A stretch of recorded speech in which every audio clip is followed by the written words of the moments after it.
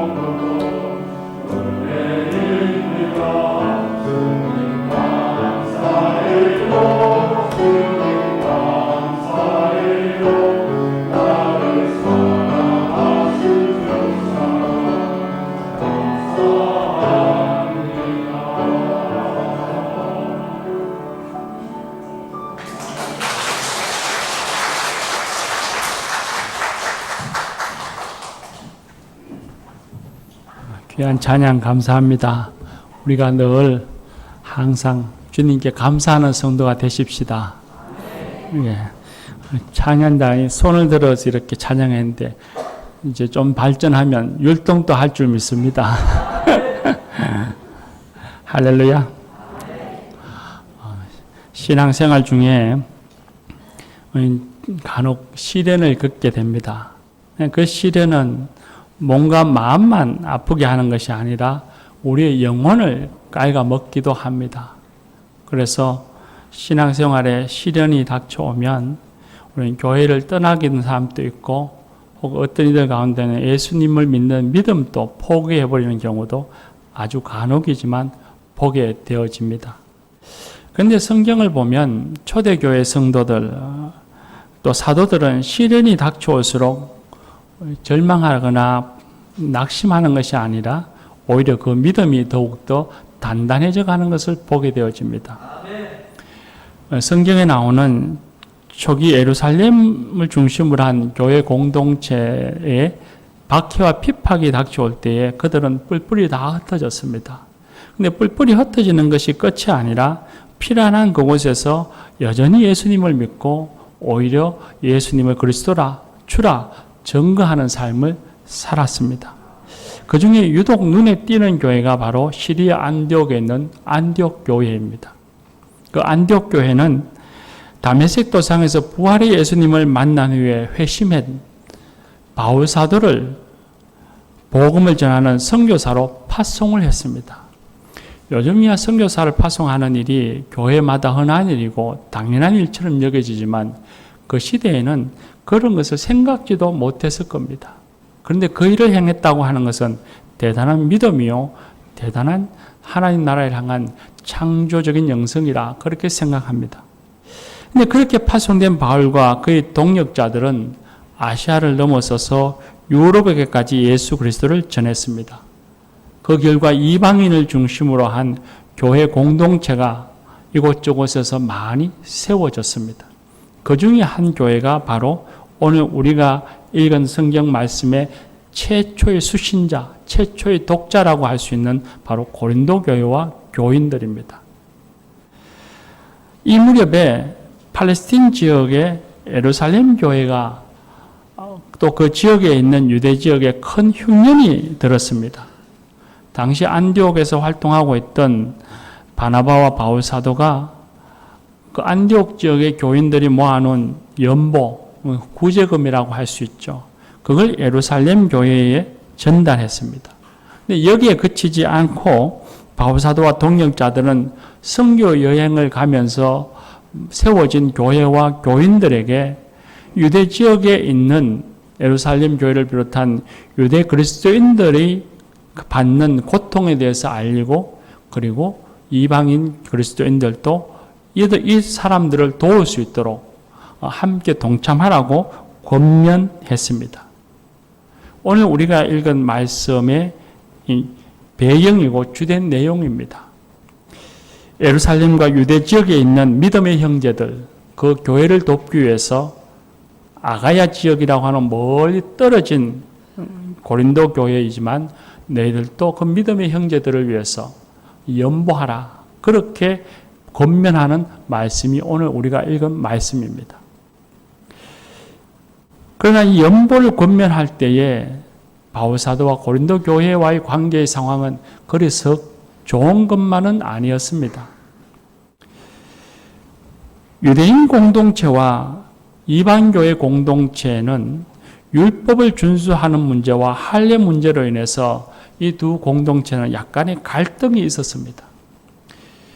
유대 그리스도인들 공동체는 율법도 이방인들도 율법을 준수해야 되고 할례를 받아야 한다고 주장했고 이방인 그리스도인 교회 공동체는 오히려 그것이 예수 그리스도의 복음을 왜곡시키고 훼손한다고 주장했습니다. 나름 약간의 갈등이 있었던 겁니다. 또한 바울 사도 개인도 역시 고린도 교회와 갈등이 있었습니다. 고린도 교회를 바울 사도가 세우고 난 이후에 고린도 교회 안에 신앙적으로 여러 가지 문제가 많이 발생했습니다. 바울 사도가 그런 교회와 교인들을 향해서 심각하고 진지하게 질책했습니다. 고린도서의 말씀을 읽어보면 우리는 너무나 잘 알 수 있습니다. 그리고 반면에 고린도 교회는 바울 사도가 참 사도가 아니고 바울이 우리를 영적으로 지도할 만한 그런 능력이 없는 사람이라고 오해했습니다. 바울 사도와 고린도 교인들 간에도 약간의 갈등이 있었습니다. 우리의 생각에 보면 이런 불편한 문제들이 여전히 있는데도 불구하고 바울 사도가 그런 것에 개의치 아니하고 고린도 교인들에게 유대 교회를 도와라고 연보하라고 권면하고 그 도움에 동참할 것을 강조하고 있습니다. 예나 지금이나 돈이라고 하는 것은 생계와 직계되어지기 때문에 매우 민감한 문제입니다.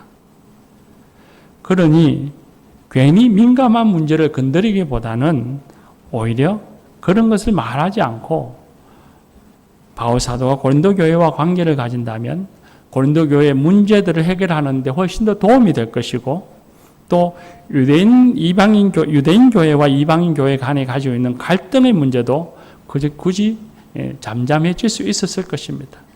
그런데 바울 사도는 그런 것에 개의치 아니하고 유대 교회를 도와라고 이 고린도 교회에게 강조하고 또 동참할 것을 권면하고 있습니다. 왜 그랬을까요? 이유가 있습니다.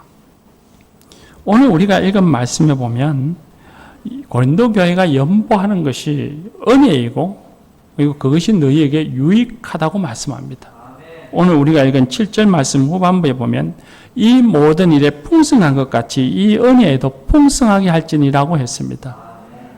너희가 말과 믿음과 지식과 간절함에 네가 은혜를 풍성하게 받았는데 이 은혜에도 풍성하게 할지라 하는 말인데 이 은혜라고 하는 것이 연보하는 일입니다. 연보하는 일에도 풍성하게 하라 그렇게 말씀합니다. 또한 동시에 10절 말씀에 보면 이 일은 너희에게 유익함이라 했습니다. 연보하는 것이 유익이고 은혜인 이유를 바울 사도가 쭉 계속해서 설명하고 말씀해 주고 있습니다. 그 내용을 살펴보면 이렇습니다. 연보하는 것이 은혜이고 유익인 이유가 첫 번째는 예수님을 따르는 길이기 때문이라고 말합니다. 우리가 읽은 9절 말씀에 보면 너희 주 예수 그리스도의 은혜를 너희가 알거니와 부유하신 이로써 너희를 위하여 가난하게 되심은 그의 가난함으로 말미암아 너희를 부유하게 하려 하심이라 했습니다. 예수님께서 자신의 목숨을 내어주셨습니다. 가난하게 되신 거죠. 그 가난하게 되심을 말미암아 우리는 영생을 얻는 부유함을 누리게 되었습니다. 예수님께서 스스로 죄인이 되어서 십자가의 처형을 당하셨습니다. 가난하게 되신 거죠. 그로 인해서 우리는 죄의 용서함을 받고 우리는 의롭게 되었습니다. 우리가 부유하게 된 것입니다. 우리는 그런 큰 은혜를 받았습니다. 그런 크나큰 은혜를 받았으니 그 은혜를 받은 사람으로서 감사하여 예수님이 가신 그 길, 그 은혜의 길을 우리는 따라가야만 하는 것입니다. 그런데 그 은혜의 길을 따라가는 것이 막연한 것이거나 멀리 있는 것이 아니라는 것입니다. 은혜의 길을 따라가는 것은 우리가 살아가는 삶의 자리에서 구체적으로 가난하고 소외되고 고통받는 이웃들에게 내게 주신 것을 나누고 섬기며 살아가는 것이 바로 예수님의 은혜의 길을 따라가는 것이라고 말씀하고 있습니다. 연보가 예수님의 은혜의 길을 따라가는 것이니 은혜요 유익이라고 말씀하십니다. 두 번째는 연보하는 나눔은 믿음의 증거요 사랑의 신실한 증거이기 때문이라고 말씀하십니다. 성경 말씀에 보면 믿음은 반드시 사랑으로서 실천이 되어야 한다고 말씀하고 있습니다. 그래서 갈라디아서 5장 6절의 말씀에 보면 그리스도 예수 안에서는 할례나 무할례나 효력이 없으되 사랑으로서 역사하는 믿음뿐이니라 했습니다. 우리의 외형적인 어떤 모습이 아니라 사랑으로서 드러나지는 믿음이 하나님의 능력이라는 것입니다. 반드시 그 믿음은 사랑으로서 역사되어져야 한다는 것입니다. 교회가 믿음을 강조하고 믿기만 하면 된다는 말을 자주 하기도 하고 듣습니다. 믿기만 하면 된다는 말이 사랑함이 필요 없다는 말씀이 아닙니다. 요한일서 4장 20절 말씀에 보면 하나님을 사랑하노라 하고 형제를 미워하는 자는 거짓말하는 자라 했습니다. 이 말씀을 좀 더 다르게 풀어서 설명하면 믿음이 있노라 하면서 이웃을 사랑하지 않으면 그 믿음이 거짓이라는 것입니다. 또한 사랑은 말로만 하는 것이 아니라 사랑에는 반드시 수고라고 하는 행함이 있어야만 합니다. 말로만 사랑하는 것은 사랑이라고 말할 수 없는 것이죠. 사랑의 신실함, 그 사랑의 신실함, 참됨은 가난한 성도를 돕는 봉사와 헌신에서부터 입증되어진다고 말씀하십니다. 그래서 오늘 우리가 읽은 말씀 8절에 보면 바울사도가 고린도 교인들에게 연보하라 하시면서 너희의 사랑의 신실함을 증명하게 하기 위함이라 했습니다.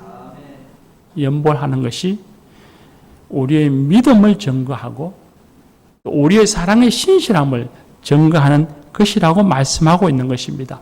그래서 그 길은 은혜이고 유익인 것입니다. 세 번째는 연보를 통해서 하나님의 뜻을 이루게 된다고 말씀하십니다. 우리가 읽은 13절, 14절 말씀에 보면 공통적으로 나오는 문장 하나가 있습니다. 균등하게 하려 함이라 하시는 말씀입니다. 헌금을 내는 고린도 교회가 공고하게 함이 아니라 우리는 오히려 함께 더불어 잘 살기 위함이라 그렇게 말씀하고 계십니다. 모든 이들이 주님 안에서 더불어 잘 사는 것이 하나님의 뜻입니다.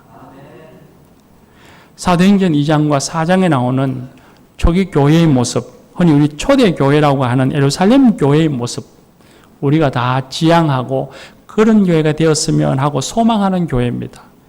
그런데 그 교회의 모습을 보면 자기의 재산과 소유를 팔아 각 사람의 필요에 따라 나누어주며 살았고 모든 물건을 서로 통용하면서 재물을 조금이라도 자기 것이라 하는 이가 없었다 했습니다.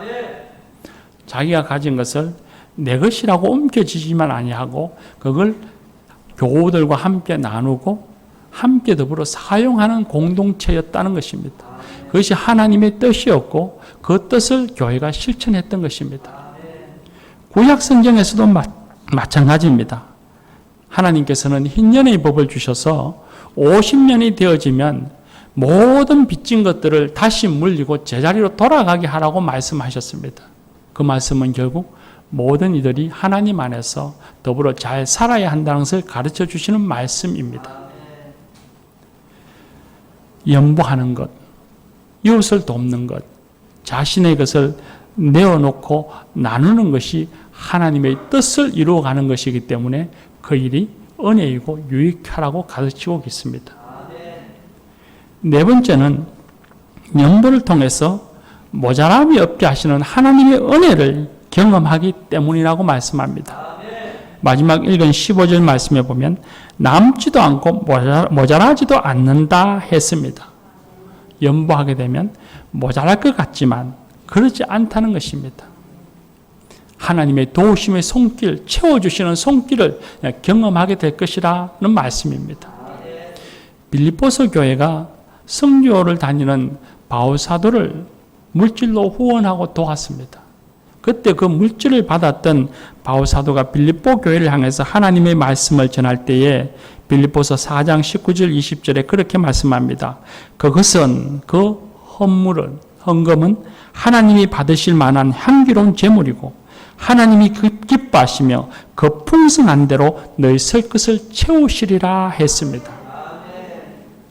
연보를 하고 내 것을 이웃과 함께 나누면 우리가 산술적으로 계산해 보면 부족하고 모자랄 것 같고 내가 오히려 공고할 것 같지만 오히려 그 빈자리에 설 것을 채워주시는 하나님의 은혜를 내가 경험하게 될 것이라는 말씀입니다. 그러니 연보하는 일이 은혜고 유익이라고 말씀하고 있습니다. 교회 여러분, 바울사도는 고린도 교회와의 관계도 불편하고 또 유대인 교회와의 관계를 생각하면 이런 연보에 대한 말씀을 안 하는 게 좋을 듯 하지만 바울사도는 그런 것에 개의치 아니하고 이웃을 사랑하고 이웃을 섬기고 이웃과 나누는 것이 하나님의 뜻이고 하나님의 가르침이고 그것이 신앙의 원리이기 때문에 그런 것과는 전혀 상관없이 하나님의 말씀을 전하며 연보에 동참하라고 권면하고 있는 것입니다. 뿐만 아닙니다. 오늘 우리가 읽은 말씀을 좀 더 깊이 있게 연보를 해야 하는 이유에 대해서 우리는 깊이 묵상해 보면 거기에 엄청난 은혜를 경험하게 됩니다. 방금 우리가 주님께서 말씀하신 이 연보해야 하는 이유에 대해서 4가지를 설명하고 있는데 이 이유를 가만히 살펴보면 이 이유들은 우리의 삶을 의미 있고 가치 있게 만들어주는 겁니다. 우리가 세상을 살아가면서 많은 일들을 합니다. 그런데 그 많은 일들 가운데에 얼마나 몇 프로가 예수님을 은혜를 따르는 것이고 하나님의 뜻을 이루는 일일까요? 그렇게 많지 않을 겁니다. 그런데 이웃을 돕는 연보는 하나님의 뜻을 이루는 것이고 예수님의 은혜의 길을 따르는 것이라고 말씀합니다. 그러니 이웃을 돕는 일고 섬기고 나누는 일은 내 삶을 의미 있게 하고 가치 있게 하는 것입니다. 또한 동시에 내가 가진 믿음, 우리가 가진 믿음과 우리가 가진 사랑의 신실한 것을 우리가 경험하게 되고 증명하게 지니 그것이 유익이고 은혜라고 말씀합니다. 우린 다 믿음을 가집니다. 우린 믿는다고 말합니다. 근데 우리 일상 속에서 내 믿음이 진실한지를 어떻게 증명하겠습니까? 내가 사랑한다고 말합니다. 내가 하나님을 사랑하고 이웃을 사랑한다고 말하는데 내 사랑의 신실함을 무엇으로 증명하겠습니까? 연보를 함으로써 그 연보 가운데에 도우시는 하나님의 손길을 경험하게 됩니다. 그 과정들 속에서 내 믿음과 내 사랑이 헛된 것이 아니고 신실하다는 것이 증명되어지고 경험되어지는 것입니다. 그러니 연보하라고 하는 이 바울사도의 주님의 말씀이 얼마나 귀한 말씀인가를 우리는 깨닫게 됩니다. 또 하나 아주 중요한 것이 있습니다. 이 말씀은 우리의 생각의 전환, 우리의 삶의 관점을 바꾸게 해줍니다. 일반적으로 우리는 돈을 계산하면 산술적인 계산 방법, 일반적인 상식으로는 내가 가진 것을 누군가에게 한몫 떼어내어주면 나는 부족함이 생기고 모자람이 생기고 마이너스가 될 것이라는 것이 우리의 다 일반적인 생각들입니다. 그렇지 않습니까? 내가 10을 가지고 있는데 그 중에 2를 누군가에게 떼준다? 그러면 내가 2개가 모자란다고 생각합니다.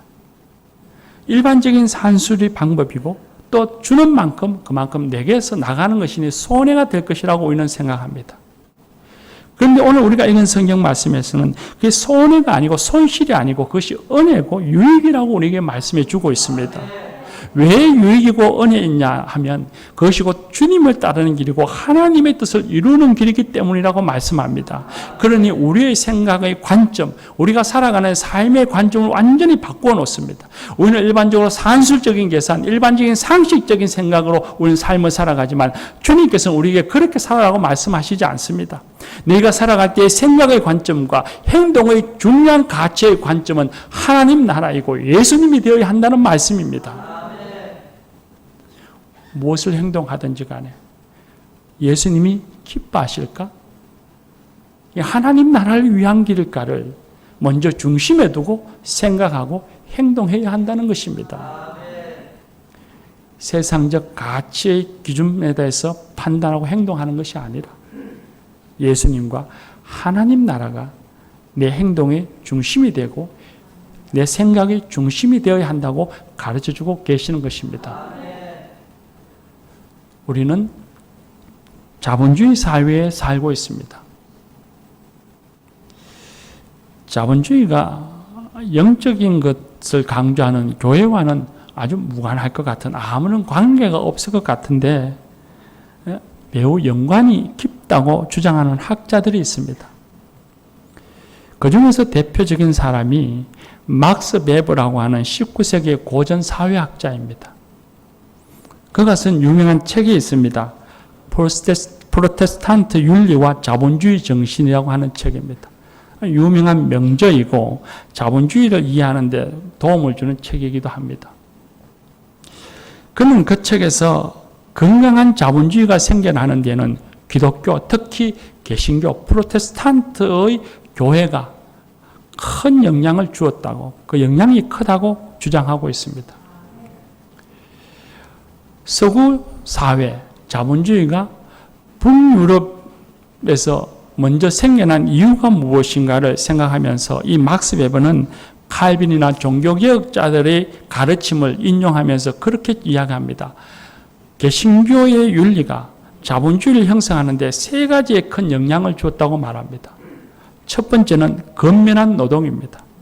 교회는 모든 사람들에게 자신이 주어진 직업이나 직장에서 열심히 일해야 한다고 가르치고 있습니다.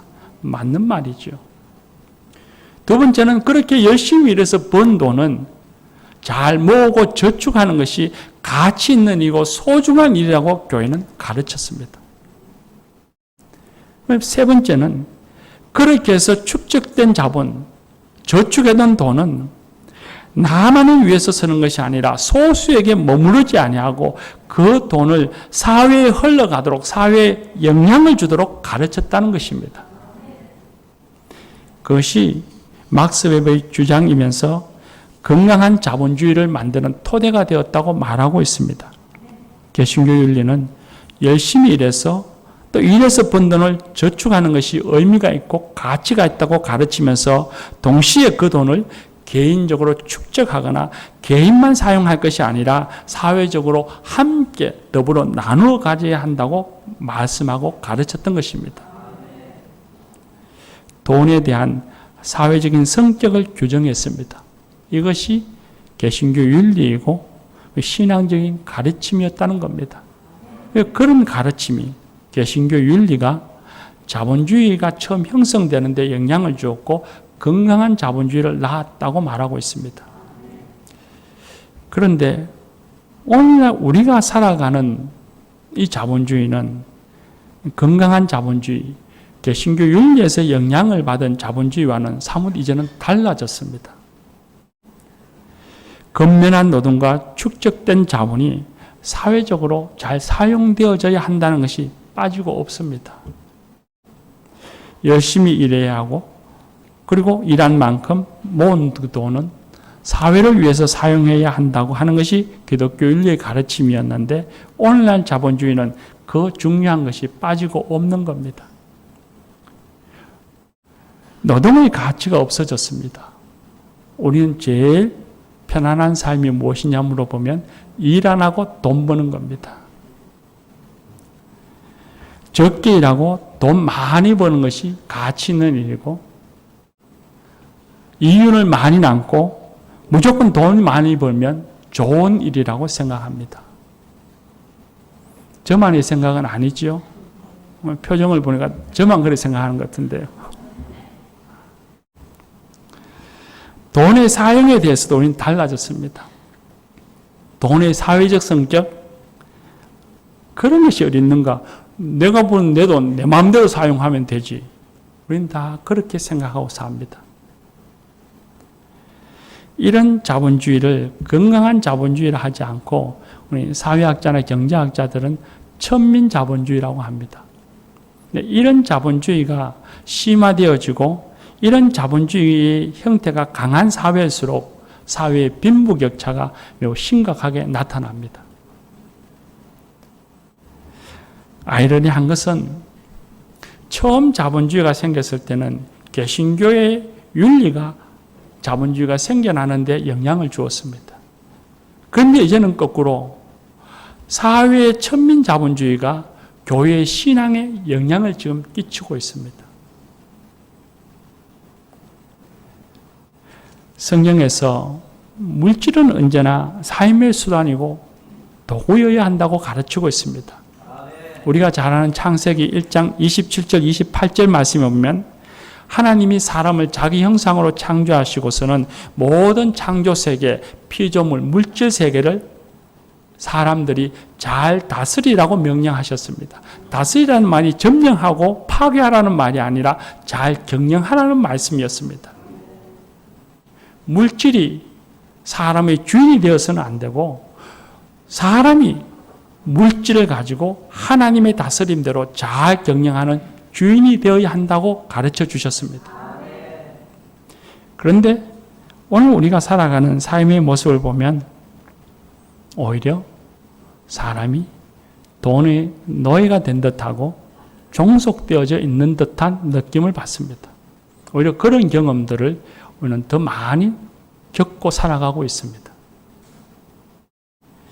물질보다 더 가치 있는 것이 인간의 존엄성입니다. 인간의 생명입니다. 그리고 그보다 더 가치 있는 것은 바로 하나님이십니다.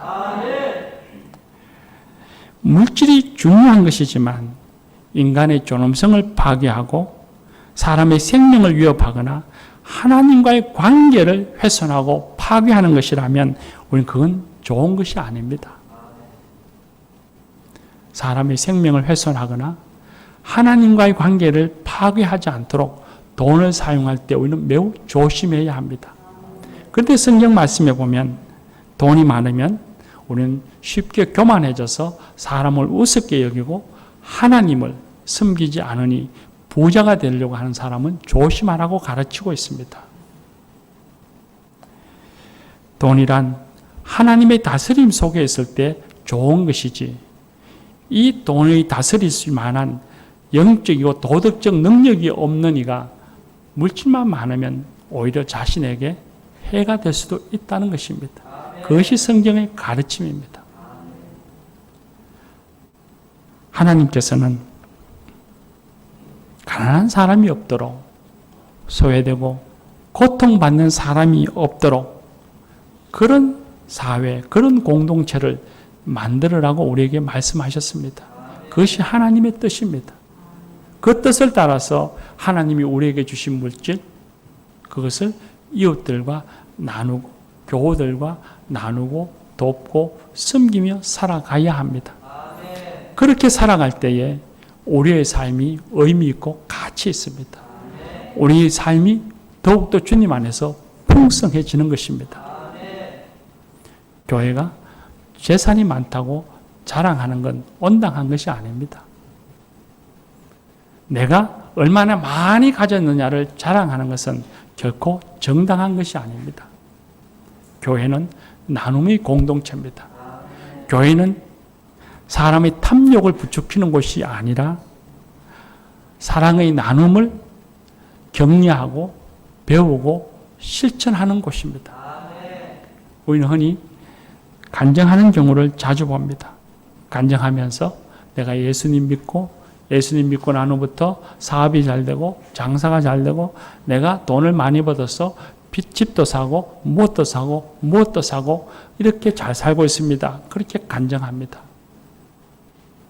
그런 간증을 많이 들으면 우리 누구나 다 나도 좀 저래 살아봐야지 교회 와서 그 생각만 합니다. 근데 그런 간증은 반쪽짜리 간증입니다. 정말 중요한 것은 내가 주님께 은혜를 받았습니다. 그래서 내가 주님이 주신 물질로서 내가 풍성함을 누렸습니다. 그리고 이 풍성함에 감사해서 내가 이것을 하나님의 뜻하신 곳에 이렇게 사용했습니다. 내가 하나님께 은혜를 받았습니다. 내가 처음엔 주님을 알지 못했는데 이제 주님을 알게 되고 주님의 은혜 아래 살고 있습니다. 그 은혜에 감사해서 내가 주님을 위해서 내가 내 이웃을 위해서 헌신하고 봉사하며 이렇게 살고 있습니다. 하는 것이 진짜백의 간증입니다. 이것이 진짜백의 신앙입니다. 사랑하는 교회 여러분, 우리는 교회가 헌금을 하고 있습니다. 교회가 헌금해서 공동체 운영에도 사용되어지지만 우리는 그 헌금으로 우리는 교회 학교, 다음 세대를 하나님의 사람으로 양육하는 일을 위해서 사용하고 있습니다. 또한 우리는 선교라고 하는 이름으로 한 번도 가본 적도 없고 얼굴 본 적 없지만 저 멀리 우간다의 아이들, 그리고 캄보디아의 그 어린이들, 카자흐스탄의 신학생들, 믿음의 형제들, 그런 사람들을 위해서 우리는 사용하고 있습니다. 또 그 헌금으로 우리는 한 생명의 영혼을 구원하기 위해서 우리는 사용하고 있고 또 우리 지역사회의 어려운 이웃들을 위해서 우리는 사용하고 있습니다. 그러니 우리가 드리는 예물, 헌금은, 연번은 참으로 하나님이 기뻐 받으시는 향기로운 제물이라고 믿습니다. 그리고 그 연번은 주님이 오늘 말씀하신 것처럼 우리의 삶을 의미 있게 하고 가치 있게 하고 우리의 삶을 풍성하게 하는 것이라고 믿습니다.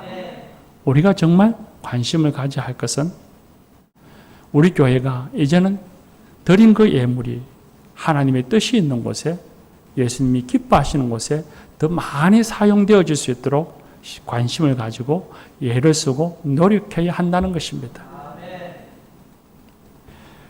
우리 사회가 경제적으로 점점 어려워져 가고 있다는 뉴스를 매일같이 듣습니다. 물가는 올라가고 경기는 둔화되어지고 학자들은 퍼펙트 스톰이라는 상황에 맞이하고 있다고 말합니다. 어려운 상황이 계속해서 연속해서 일어난다는 말입니다. 그런데 우리가 경험적으로 생각해 보면 어려운 시기가 닥쳐오면 모두가 다 어려운 것이 아니라 어려운 형편에 있는 사람이 더 어렵습니다. 우크라이나 전쟁으로 세계 경제가 다 어렵습니다. 그런데 부자 나라가 힘들겠습니까? 가난한 저 아프리카의 나라가 힘들겠습니까? 아프리카 나라가 훨씬 더 힘듭니다. 개인적으로도 우리 사회도 마찬가지입니다. 경제가 어렵고 경기가 둔화되어지면 지금 어려운 사람이 훨씬 더 힘든 고통의 시기를 맞이한다는 것이 우리가 경험적으로 아는 일입니다. 그러니 우리가 경제가 어렵다고 하는 이럴 때에 우리 교회가 어려운 이웃들, 우리 교우들을 돌아보고 사랑으로 섬기고 나누며 살아야 하지 않겠습니까? 세상의 어리석고 악한 그런 의식들, 습관들을 쫓아가지 말고 그걸 이겨내고 예수님과 하나님 나라를 생각해서 우리가 뜻있는 곳에 더욱더 많이, 더욱더 신실하게 우리가 예물을 사용하고 더 나아가는 그런 교회가 성도가 되어야 합니다.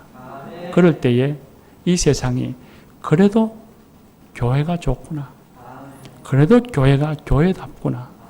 그래도 우리 사회에 교회가 있어서 참 좋다. 그런 영향력을 끼치지 않겠습니까? 기도합시다.